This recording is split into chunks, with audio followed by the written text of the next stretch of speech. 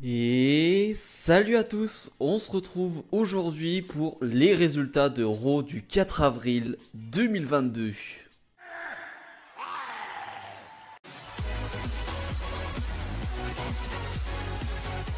Et on débute le show avec bien évidemment un grand moment. Cody Rhodes est là, Cody Rhodes qui a fait son retour du côté de la WWE à WrestleMania lors de la nuit numéro 1. Et The American Nightmare va nous faire une superbe promo. Pour ceux qui ne savent pas, Cody Rhodes est un roi de la promo maintenant. Aujourd'hui, il est excellent et sa promo va être touchante, va être émouvante. Bon, je vais vous la résumer en gros. Déjà, ça va être dur pour lui de parler au début parce que le public est en feu. On est lors du Raw après le WrestleMania et on le sait que la foule après le WrestleMania, bah, c'est la folie. C'est vraiment la folie et Cody Rhodes va nous raconter une histoire, va déjà nous dire il y a eu beaucoup de rumeurs sur mon arrivée du côté de la WWE, sur le fait que j'ai été free agent, donc il a été libre depuis quelques mois. Il y a eu beaucoup de rumeurs qui parlaient d'argent, tout ça, tout ça. C'est pour cela que je serais venu chez WWE. Il va nous montrer une photo de son père, du regretté Dusty Rhodes, une photo où il a un titre de champion du monde. Et il va nous raconter cette histoire que Dusty Rhodes, on le sait, n'a jamais été champion du monde. Et Dusty Rhodes, cette photo, finalement, c'est une photo où il a ce titre, mais il n'a pas été couronné champion à la fin de ce match-là. Et Cody Rhodes, toute sa vie, il s'est dit je veux être champion. Je veux être champion. Je suis né pour être champion. Mon père n'a pas été champion. Dans ma famille, personne n'a été champion. Et je dois être champion pour ma famille. Je dois être champion pour moi. Je dois être champion pour mon père, Dusty Rhodes. Donc c'est une très belle histoire qui est racontée par Cody Rhodes. Et il est à deux doigts de pleurer à chaque fois qu'il parle de son père. C'est très émouvant. Allez voir cette promo. Elle est excellente. C'est une promo 10 minutes, mais allez la voir. Vraiment, si vous ne l'avez pas vue, allez la voir. C'est touchant à souhait. Et finalement, donc, à partir du moment où il a dit que, voilà, il est revenu pour être champion du monde. Clairement, Cody Rhodes est revenu pour être dans le main event. Cody Rhodes est revenu pour être champion du monde. C'est ça qu'on voulait entendre. Et Seth Rollins va arriver. Et là, je trouve qu'il y a une belle image. C'est une très très belle image. Cody Rhodes va lui tendre la main et Seth Rollins va lui serrer la main. Et ça, je trouve que l'image, elle est très symbolique finalement d'un Seth Rollins qui est l'un des visages de la WWE, qui est voilà, l'une des superstars préférées des fans aujourd'hui chez WWE. Voilà, je dirais pas que c'est un passage de flambeau, mais c'est vraiment un bienvenue. Bienvenue chez toi, Cody.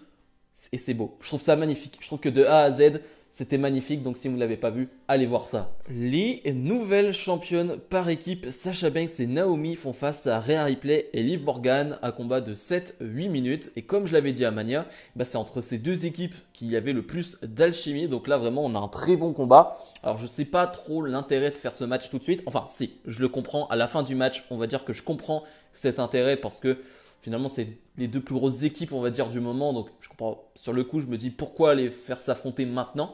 Mais c'est un excellent combat, ça fonctionne très bien. Il y a vraiment une alchimie entre ces quatre et il n'y a vraiment rien à dire à ce niveau-là. Même si je trouve que Naomi est un peu en dessous. Elle fait 2-3 trucs bizarres dans le match où tu as l'impression qu'elle comprend pas trop ce qu'elle a à faire. Mais bref, ça c'est du détail. Comme lors de WrestleMania, elles vont faire leur superbe finish. Je ne sais pas comment l'appeler, je ne sais pas comment ils l'appellent, mais il est vraiment magnifique avec Naomi qui projette, on va dire, l'adversaire sur les genoux de Sasha Banks. Donc victoire de Sasha Banks et Naomi. Et de la chose intéressante, c'est que Rhea Ripley, après le match, va s'en aller. Va pas Liv Morgan ne va pas se jeter dans les bras de Rhea Ripley ou quoi que ce soit. Il va pas y avoir d'entraide entre les deux. Non, Rhea Ripley va s'en aller.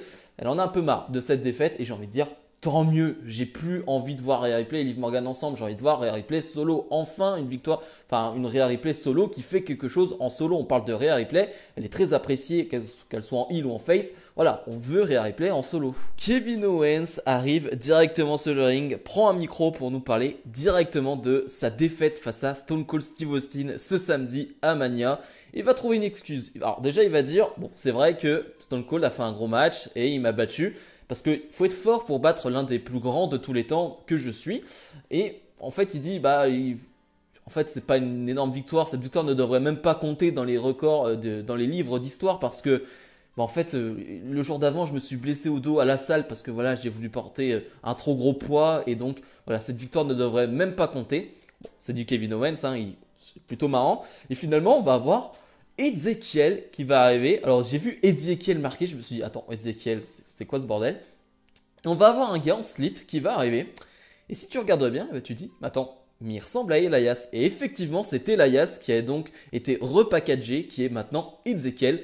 Et va s'en suivre un segment très très très drôle où finalement, je trouve qu'ils ont bien pris le point qui a été pris, on va dire, le point de vue qui a été pris. La directive du segment a été vraiment bonne parce qu'il fallait en faire un segment marrant parce que Ezekiel qui arrive comme ça, alors que tu sais très bien que c'est Elias, et donc Kevin Owens va lui dire mais tu es Elias, et Ezekiel donc va dire bah non, je suis le petit frère d'Elias.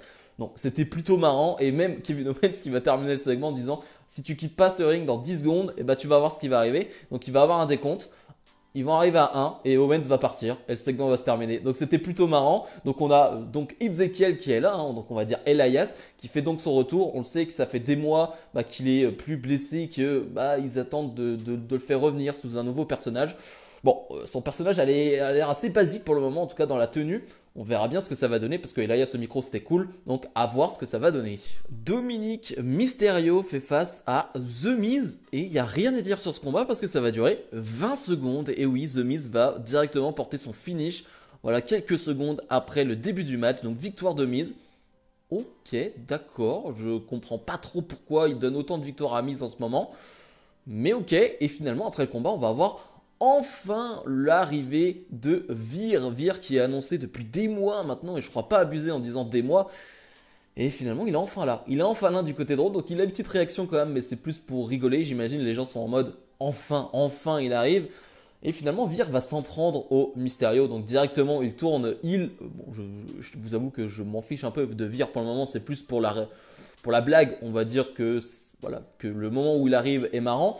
Mais donc du coup il s'en prend directement au Mysterio, il va vraiment s'en prendre à Ray, vraiment en lui portant une prise de soumission. Donc voilà, on va à Veer, maintenant on va voir ce qu'ils vont en faire maintenant qu'il est réellement à Raw. Bianca Belair, la nouvelle championne de Raw, et sur le ring, il va nous faire une superbe promo de babyface. On sait qu'aujourd'hui en plus c'est dur pour les babyface d'être très encouragés, d'être très aimés et de faire de bonnes promos parce que clairement les gens aujourd'hui préfèrent les heels, c'est un fait. Donc pour moi, c'est vraiment très dur d'être un face aujourd'hui à la WWE et même en général. Et je trouve que Bianca Belair le fait très bien. Elle va porter des lunettes, elle va les enlever et on va voir qu'elle est vraiment blessée à l'œil. J'espère que c'est pas trop grave, mais voilà, tu sens que lors de son match avec Becky Lynch, elle a pris un mauvais coup dans l'œil et ouais, c'est assez moche à voir. Et donc finalement, elle va parler de ça, elle va dire à Becky Lynch, j'espère que maintenant que tu n'es plus championne, tu vas comprendre qui tu es maintenant sans titre en fait. Tu n'es rien sans titre, alors que moi je sais qui je suis. Sans titre, je sais que je n'ai pas besoin d'avoir un titre pour être quelqu'un. Donc ça c'est plutôt intéressant. Et Bianca Belair va nous dire, je suis prêt à affronter n'importe qui, n'importe quand. Et c'est vrai que je m'attendais à ce qu'une musique arrive à ce moment-là, qu'on ait un retour, qu'on ait une superstar qui vienne affronter, confronter Bianca Belair. On ne l'a pas, on préserve ça pour les prochains jours et c'est plutôt tant mieux parce que là on a déjà eu pas mal de retours. Petite surprise dans la programmation de Raw, Dolph Ziggler défend son titre de champion NXT face à Bron Breakker dans un rematch de NXT Stand and Deliver. Un super match d'NXT Stand and Deliver où Dolph Ziggler l'a emporté, mais là on a un rematch. Je ne m'y attendais absolument pas d'avoir ce match à Raw. Et donc on va avoir un match de 7-8 minutes, enfin un peu plus je dirais, presque 10 minutes quand même, qui est totalement différent de leur match à Stand and Deliver, et c'est ça que j'ai adoré. Je trouve qu'ils ont vraiment fait autre chose, ils sont partis dans d'autres prises, dans d'autres moves.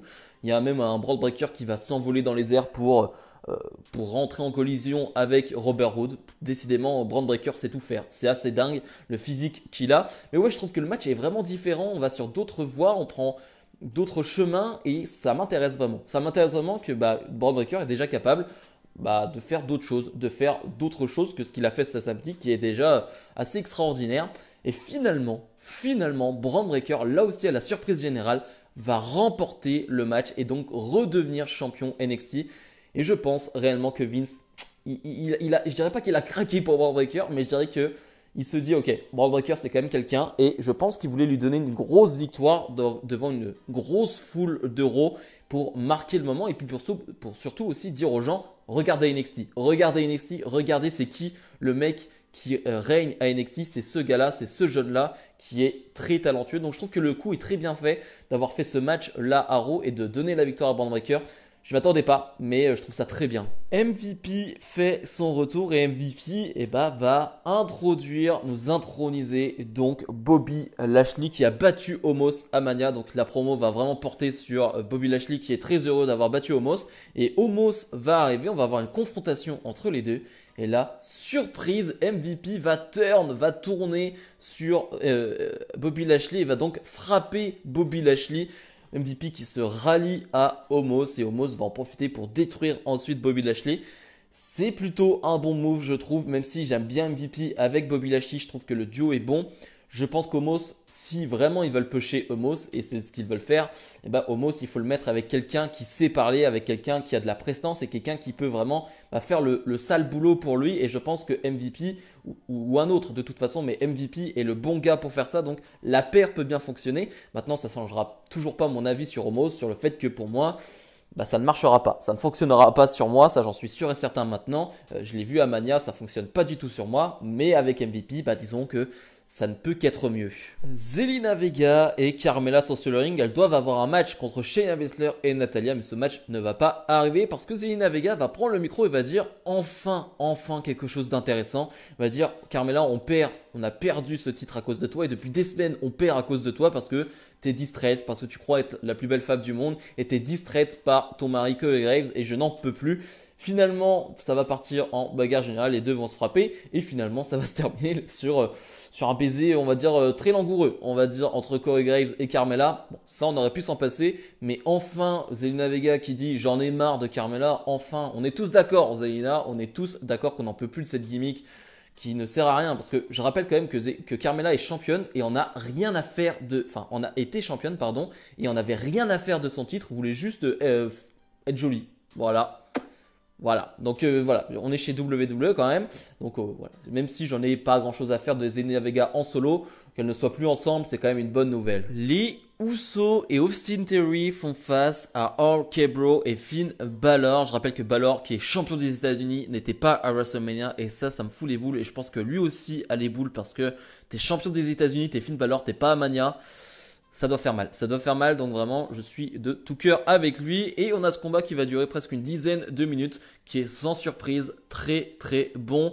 Je pense que Randy Orton, je l'ai déjà dit lors de WrestleMania, a le plus hot le plus hot des hot tags du moment, c'est-à-dire qu'à chaque fois qu'il rentre sur le ring pour faire son hot tag, c'est la folie dans le public, c'est la folie, les fans sont en feu, même moi je suis en feu, bon je suis un grand fan d'Orton, mais voilà, à chaque fois c'est fou, à chaque fois qu'il rentre sur le ring et ça je trouve ça bien parce que pendant des années, on a eu ce statut de légende de Randy Orton, on le savait, mais il n'était pas apprécié à sa juste valeur, selon moi, bien évidemment. Et là, de le voir là, de voir que le public s'enflamme à chaque fois qu'il rentre sur le ring, ça, j'aime beaucoup.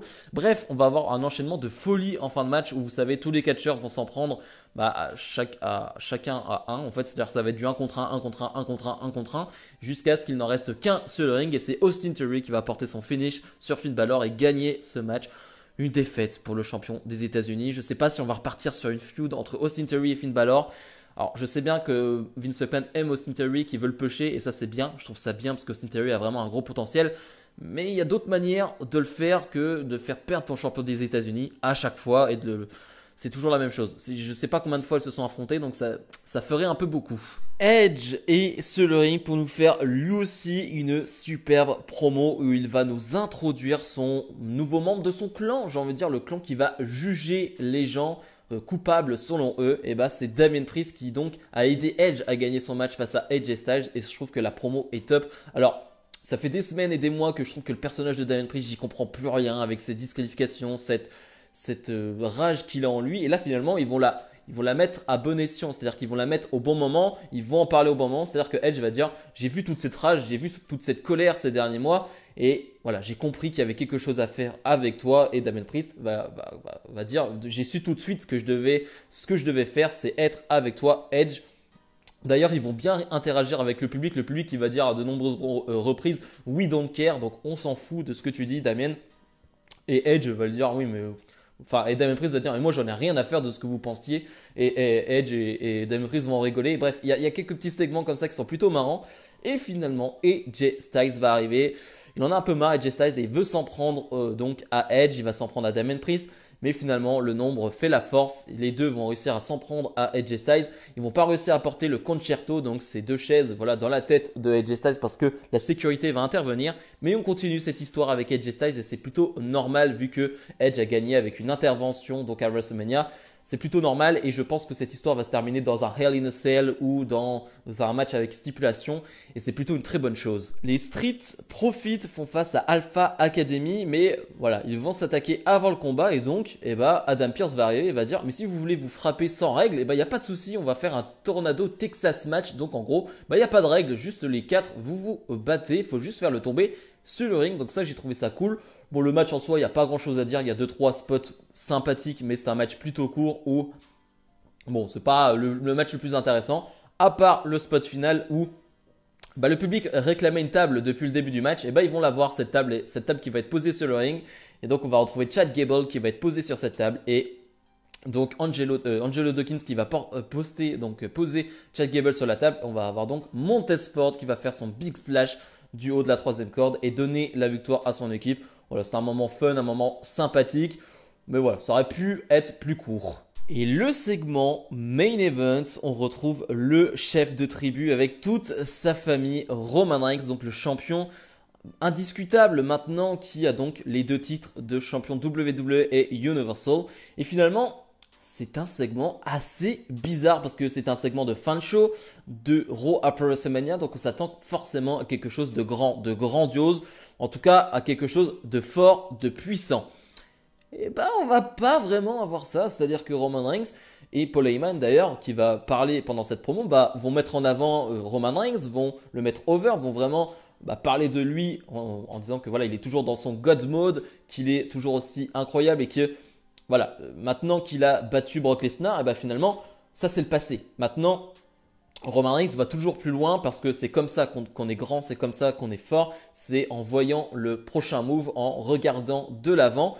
Et il te dit, vous en saurez plus à SmackDown ce vendredi. Voilà. Ok, donc j'ai attendu tout ce segment pour pas grand chose.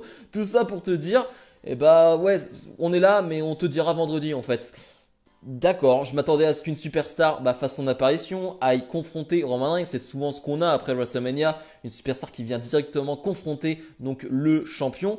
Là non, on te dit ouais, ça arrivera vendredi. Donc quand même assez déçu de ce segment, je trouve que c'est un poil du foutage de gueule. Bilan de ce Raw après WrestleMania. Alors on met le main event de côté qui, je trouve, était un poil abusé, mais dans l'ensemble, j'ai vraiment pris beaucoup de bonheur. Le public a répondu présent, comme souvent après WrestleMania. Ils étaient en feu et je trouve qu'on a eu d'excellentes promos tout au long du show. On a eu des bons matchs, mais j'ai presque envie de retenir les promos parce que déjà, rien que la promo d'ouverture de Cody Rhodes était vraiment exceptionnelle et j'abuse pas en disant cela. On a eu une bonne promo d'Edge, une bonne promo de Bianca. Donc vraiment, je trouve qu'en termes de promo, on a été au niveau. Les matchs ont été sympathiques aussi. Donc vraiment, pas grand chose à dire sur ce Raw. Vraiment, la touche négative, c'est le main event où vraiment, je comprends pas l'intérêt d'avoir fait ça. Je comprends pas l'intérêt de l'avoir mis en main event.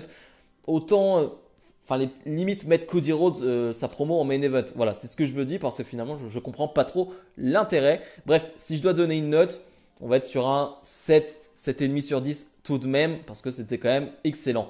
Bref, comme d'habitude, n'hésitez pas à mettre le petit pouce bleu, à vous abonner, à rejoindre donc ma communauté entre guillemets. C'est-à-dire en devenant membre de cette chaîne, hein, vous cliquez sur le bouton rejoindre et vous voyez quel abonnement vous voulez prendre. Donc voilà, à vous de jouer maintenant. Nous on se retrouve dès demain pour ma review de NXT 2.0. Salut, salut!